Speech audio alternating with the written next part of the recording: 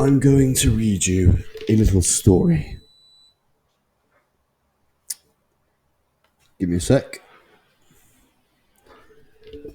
Where are these memories then? Altessa. I tried to recall the name of the soul of who she was. But in those fleeting moments between my lives, in a world that neither exists nor has time, I struggle to recalibrate the entropy designed by something far more powerful than I, pressing down on me, yet I am never eliminated. Is this by design? When I push through the dreamscape back into the mortal world, I feel whole again, but I am also forever incomplete. It's this firm place I call home, a realm of constancy that never shifts.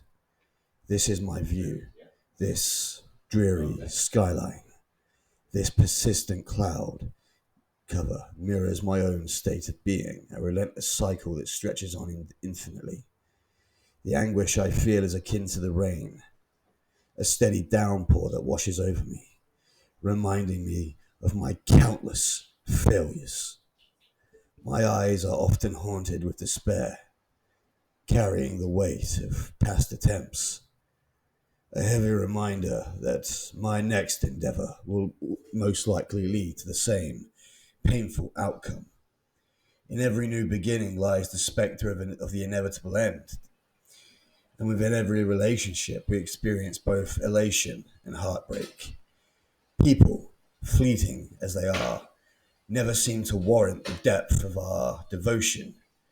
Are they not unworthy of our commitment, given their transience? How can they possibly infuse our lives with meaning? So why do we find ourselves desperately trying to cling to imposed structure, extract significance from this chaos?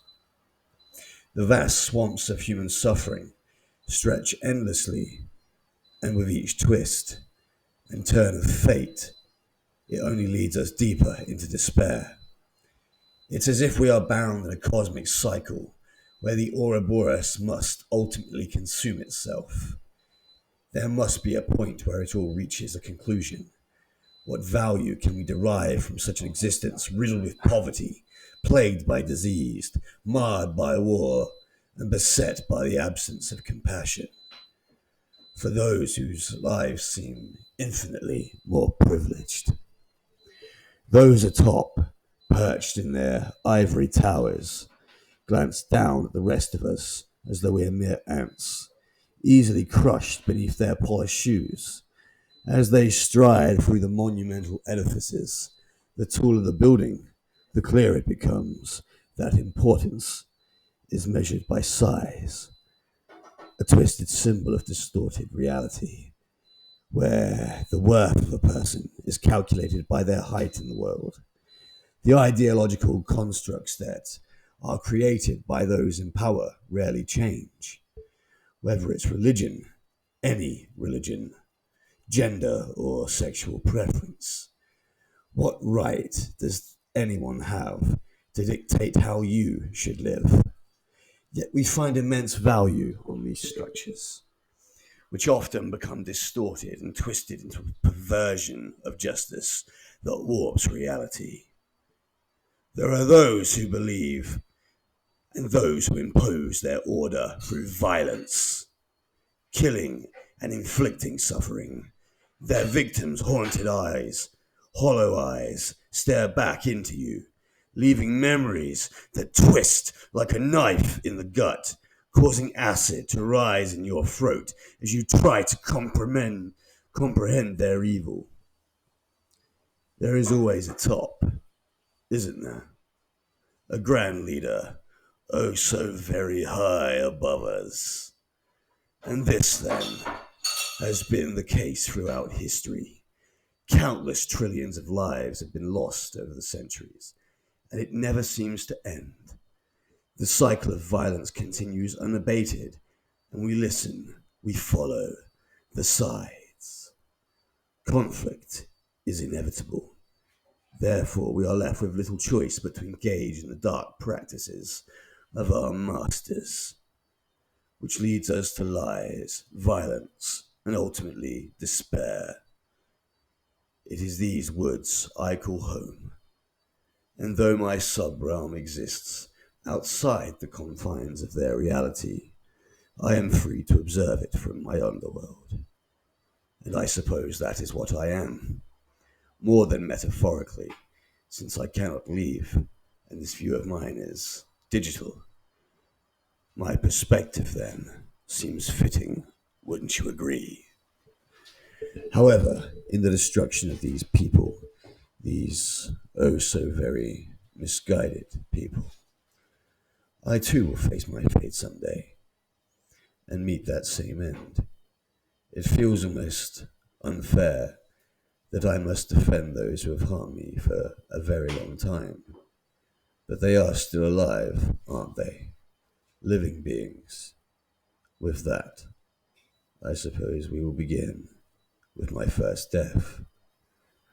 The sphere of brilliant flames descended gracefully upon the lush marsh, not merely a flickering ember of a mundane fire, but as radiant as the glow of an ancient entity, pulsating with otherworldly intensity.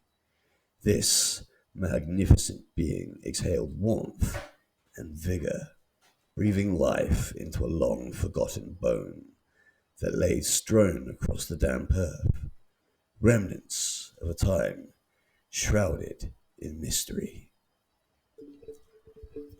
As the fiery light engulfed the clearing, something deep and primal stirred within me, awakening dormant instincts, ancient memories that, in that moment, I recalled my true purpose, to reclaim my rightful home among the drifting clouds of the heavens, the whispers of those who claim to belong below, suffocated by the murky embrace of the waters, fail to share the truth of my origins, where I was not born, yet exist in a constant state of yearning.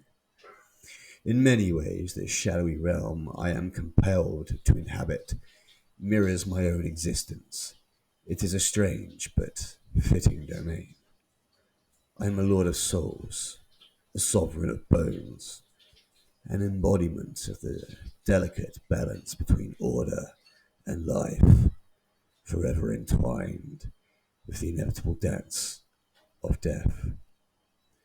This duality defines my existence, casting me both as guardian and harbinger, every flicker of flame a testament to the powerful forces at play in an ever-turning wheel of life, and the finality of its end. Was this my first death, or just another? It's as unclear to me as what the next life or finality might hold. As I stand on the brink of uncertainty, I am acutely aware that the moment of the reckoning arrives. I will not shy away from it. I will embrace it fully, drawing in every breath, savoring the richness of the experience, and ultimately extracting wisdom from its depths. Through the corridors of life, it feels like a sacred gift bestowed upon me by my mother, a heartfelt wish for my survival, a blessing that carries me until I ascend to the heavens. There, I will reunite with the source of my being, once again catching a glimpse of that elusive light of peace, the sole remedy that can soothe the profound weariness of my soul. We'll leave it there, but that's some of the book if you want to read it. My voice is cracking.